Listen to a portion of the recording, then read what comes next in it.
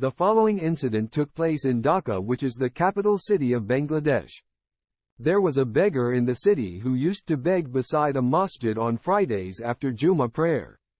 Begging was permissible for him due to his adverse condition. Though he was a beggar, he would pay attention to the sermons that were delivered during the khutbah. One such sermons was about the importance of earning halal income. He learnt that supplications, dua, will not be accepted from those people whose income are from forbidden sources. He immediately decided to accept money from only those individuals that he knew had halal income.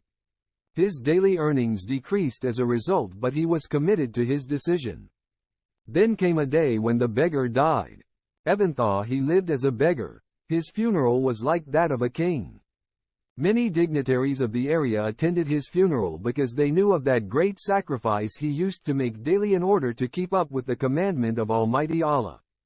Dear listener, we too should sincerely adopt the commandments of Allah in our lives regardless of our social status. In this way, Allah will elevate us in this world and in the hereafter.